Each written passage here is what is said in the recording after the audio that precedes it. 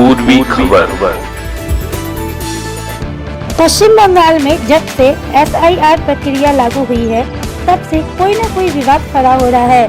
जब से पश्चिम बंगाल में यह प्रक्रिया लागू हुई, आए दिन नए नए विवाद सामने आ रहे हैं। अभी हाल ही में जामुरिया विधायक हरिराम सिंह का नाम उत्तर प्रदेश की मतदाता सूची में शामिल होने का विवाद चल ही रहा था कि अचानक आसनसोल नगर निगम के वार्ड संख्या 78 के तृणमूल पार्षद अशोक रुद्र ने चुनाव आयोग पर गहरा आरोप लगाया है। उनका कहना है कि बंगाल की भूमि में उनका जन्म हुआ है, लेकिन मतदाता सूची में उनका नाम नहीं है।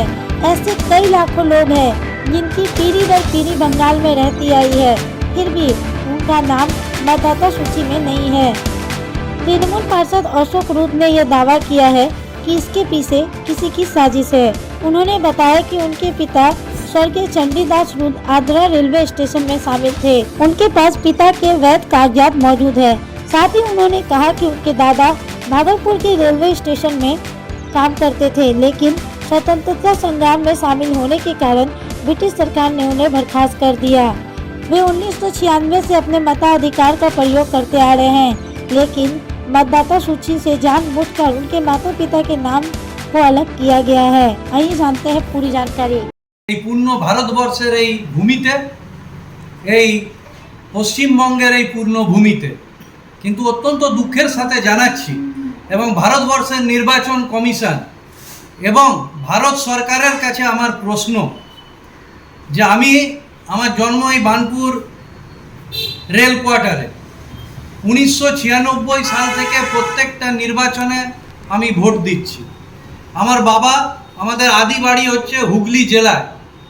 আমার ঠাকুরদাদা ব্রিটিশ পিরিয়ডে রেলে চাকরি পেয়ে ভাগলপুরে চলে যান এবং তারপরে স্বাধীনতা সংগ্রামেতে পার্টিসিপেট করাতে রেল তাকে চাকরি থেকেও বসিয়ে দেয় এবং পরবর্তীকালে 1958 সালে আমার বাবা সাউথ ইস্টার্ন রেলের আদ্রা ডিভিশনেতে যোগ দেন এবং তখন রেলে রিটায়ারমেন্ট ছিল 58 বছর বয়সে।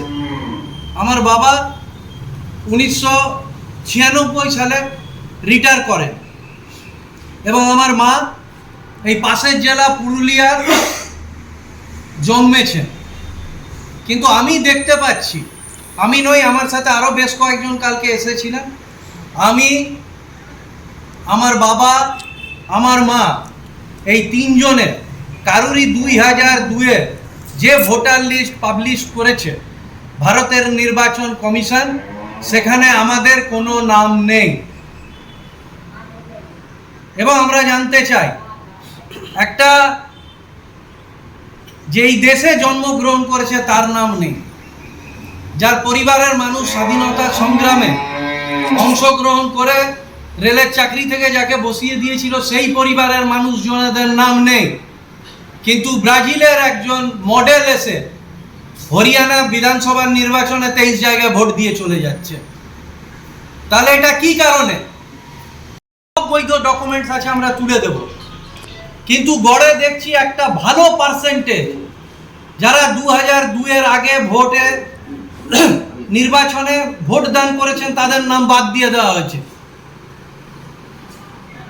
তাহলে নির্বাচন কমিশন কি কারণে 2002-এ ত্রুটিপূর্ণ ভোটার লিস্ট তারা পাবলিশ করলো?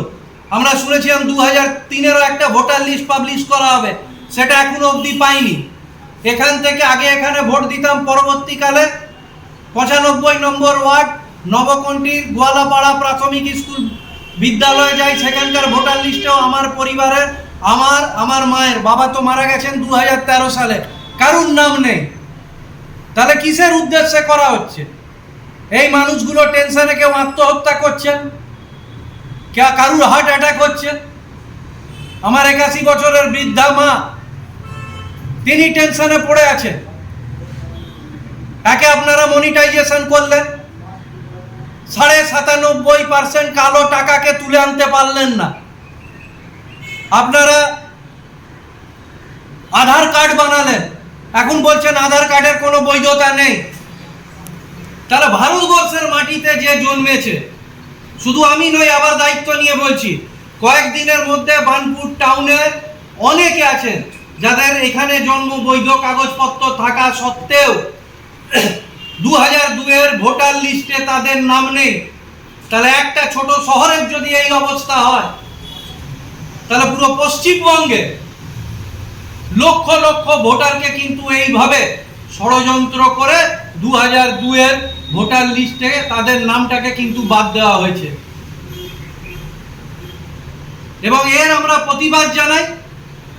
এর এগেনস্টে আমার দলের উচ্চ নেতৃত্বকে আমি জানাবো, এবং যেভাবে মানসিকভাবে এটা অত্যাচারের সামিল, সামাজিকভাবে এটা অত্যাচারিত করা হচ্ছে। আমার বৃদ্ধ মা একটা চোখে বেচারা দেখতে পান না, ভালো করে চলতে পান না, তাকে যখন এসে বলা হচ্ছে আপনাদের নাম তো খুঁজে পাওয়া যাচ্ছে না, তিনি ভারাক্রান্ত হয়ে যাচ্ছেন। তাহলে এটা কি এনআরসি সিএ আপনারা এইভাবেই করবেন? আপনারা বৈধ ভারতবর্ষের নাগরিককে কি এইভাবেই ভোটার তালিকা থেকে বাদ দেওয়ার চক্রান্ত করছেন? এর বিরুদ্ধে আইনগতভাবে যেখানে যাওয়ার হয় আমরা যাব, কারণ আমি জানি পরবর্তীকালে ভোটার লিস্টে নাম আসবে। কিন্তু এই লড়াই শুধু আমার নয়, অনেক বৃদ্ধ বৃদ্ধা আছেন, তাদের পরিবার। আমার মা তো এবার জন্মের সার্টিফিকেট। अब तक के लिए बस इतना ही, फिर मिलेंगे अगली खबर में। ऐसी और भी खबरों के लिए बने रहें हमारे साथ, देखते रहें पूर्वी खबर। हमारे चैनल को लाइक शेयर सब्सक्राइब करना ना भूलें और बेल आइकन को दबाना ना भूलें और देखते रहें पूर्वी खबर। पूर्वी खबर, नजर सब